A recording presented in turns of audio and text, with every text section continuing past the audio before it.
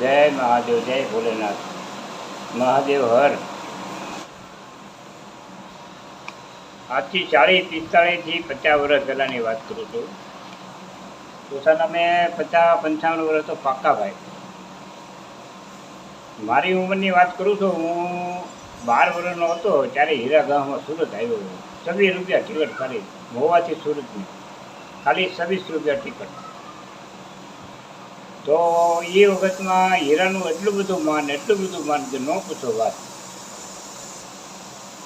હીરા ગાઈને કોઈ છોકરા આવ્યા હોય ગામડામાં તો પેન્ટ શર્ટ ને એવું બધું ભાડે તો બધાને નવાઈ લાગતી. આ તો પેન્ટ શર્ટ ઇસ્ત્રી ટાઈટ કપડાં પહેરીને આવ્યો.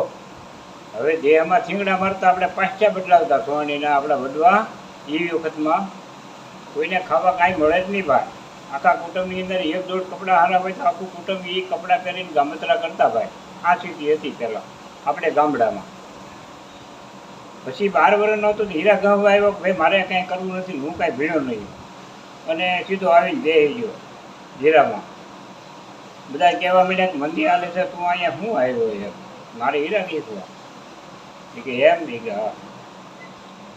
પછી કે આવ્યો તો ભલે આવ્યો, હવે બે ભલે કાંઈ નહીં રોકાઈ જાય. અઠવાડિયું બેહેરો ઘંટીએ અને 12 પીરમાં મને હીરા શીખવાડ્યા મારા મામાએ, વડાલીના ઘોઘારી મંજી ભગવાન ભનુભાઈ રામગઢવાળાના કારખાને હીરા ગામમાં બેસી ગયો ભાઈ. સતી માતાની હેરી બેહાડ્યો ને 3 મહિના કારીગર થઈ ગયો. 12 પેરનો કારીગર 3 મહિના. એ વખતમાં 1.5 રૂપિયો ભાવ આપે ભાઈ 12 પેરનો, અને લોજિંગ 120 રૂપિયા લોજિંગ એ વખતમાં. પછી આખા આપણા હગાવાળામાં 2-6 જણાને એવું હોય કે રૂમ હોય, બાકીના બધા યાડાવાળા હો સંબંધી ત્યાં જમતા બધા ભાઈઓ અને રહેતા ને કારખાને સૂતા તે એવી કોઈને ગતાગમ પહેલાં હતી નહીં કે ભાઈ કારખાને સૂવી સીધે હીરા પીડ્યા હોય તો લઈ લે, એવી કોઈની ખરાબ દાનત નહીં. 55 વર્ષ પહેલાંની વાત કરું તો આપણે હુવાડું બિસ્તરો પાથરીએ ત્યારે વાળ્યું તો ખરા ને બરાસેથી. અત્યારે આપણે ઝાડું ગઈએ રૂમમાં, કારખાનામાં બરાસ હોય ઝાડું, બરાસાથી બધું ભેગું કરીએ કચરું. તો કચરું ભેગું કરીને ફૂપડી ભરીએ તો સમકે હીરા 2-4-5 લઈને એ ઘંટીમાંથી છૂટા એમને મેકી દેતા.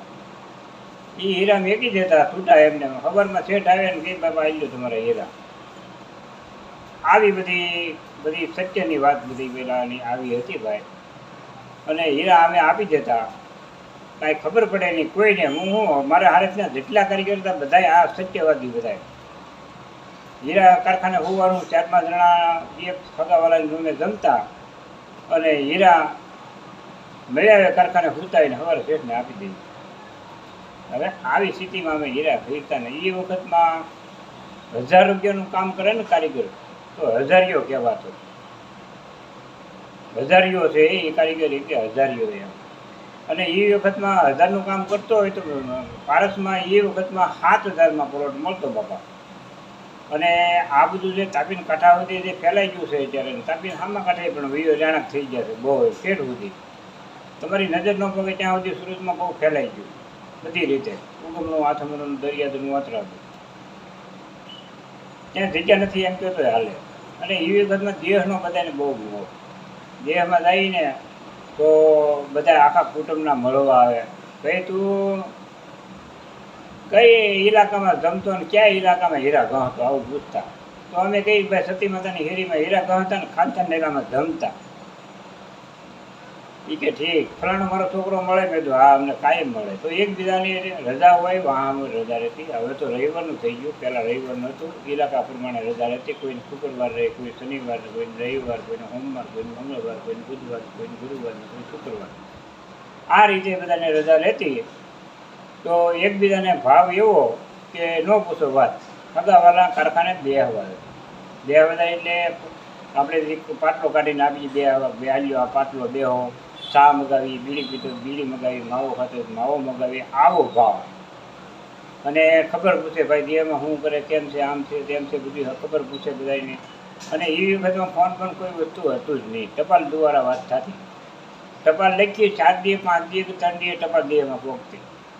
અને અચૂકતું બહુ ઘટના ઘટી હોય કાંઈ કોઈ પણને મગાવાળાને કે આપણે ઘરે કોઈ પણ જગ્યા તો તાર આવતો, તાર આવે એટલે એ આપણે તો ધાસકી લાગે કે ભાઈ ગમે એ ઘટના ઘટી હોય તો જ આ તાર આવે ને આવે નહીં. તો પછી આપણે ભેગા થઈને પૂછીએ ભાઈ આ તાર આવ્યો શું છે? ફરણ મારે ભાઈ ઓફ થઈ ગયા. પછી ત્યાં કારખાને બધા એ નાતા ને એને રોતા ભાઈ, અને પછી ફરજ પડે એ દેહમાં જ હતા.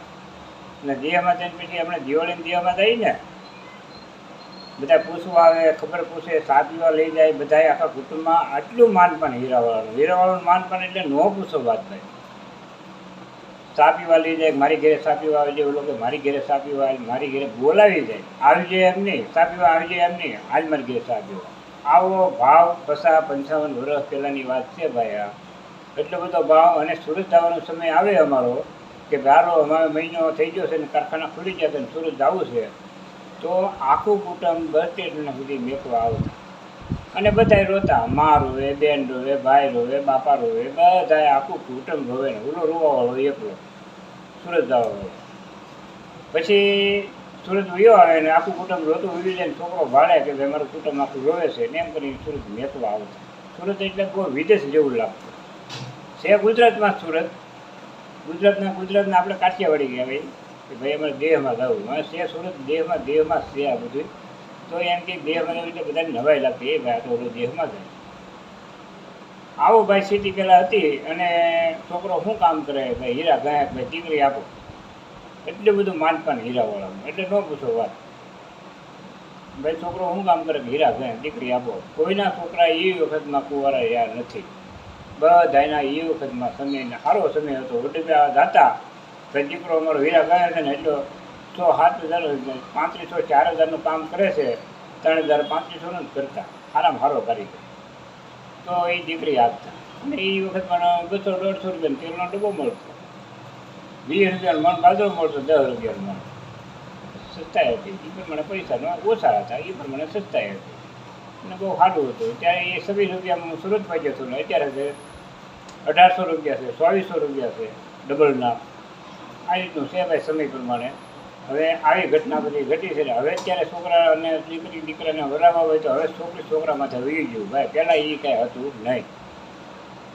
પહેલાં ગઢિયાને મૂંઝવણ નહોતી, છોકરાને ખબર ન પડતી, સગાઈ કરીને આવતા, છોકરીનું લગ્ન ન થાય ત્યાં સુધી દીકરીનું મોઢું ન જોતા. ને અત્યારે એકબીજા જોઈને વાતું સીધું કરીને સગાઈ કરે છે. વાતું સીધું કરીને છતાંય પણ હાલતું નથી. એકબીજાને લોચા એવા પડે કે હવે તો ભાઈ ફોનની દુનિયા થઈ ગઈ. ફોનમાં તો ઘટના ઘટવાની ઘટે. એકબીજાના ફોનમાં સબડા થાય, એકબીજાને કાંઈક ફોલો કર્યો હોય તોય તકલીફ પડે, ઓલું કર્યું હોય તોય તકલીફ પડે. વસ્તુ ભાઈ ફોનમાં આવે છે અત્યારની સિસ્ટમમાં. એટલે એમાંની લોચા પડે તોય સગાઈ તૂટે.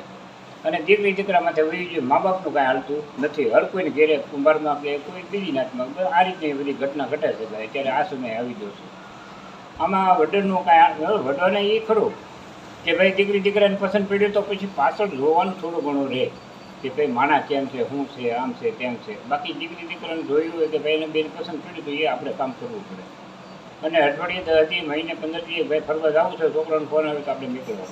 અત્યારે આ સમય હતો ને પહેલાં એવો સમય હતો કે દીકરીની સગાઈ કરી હોય તો દીકરી સાસરે જાય ત્યાં સુધી છોકરો એનું દીકરીનું મોઢું ભાળતો નહીં, એની પત્નીનું. આ સમય 50 વર્ષ પહેલાંની વાત. અત્યારે આ સમય આવી ગયો ને હજી આની પછી કેવો સમય આવે ઈશ્વરને ખબર ભાઈ. જય ભોલેનાથ. આ વિડીયો મારો ગમ્યો હોય તો સબસ્ક્રાઈબ કરજો, શેર કરજો ને લાઈક કરજો. જય સિયારામ, જય સીતારામ.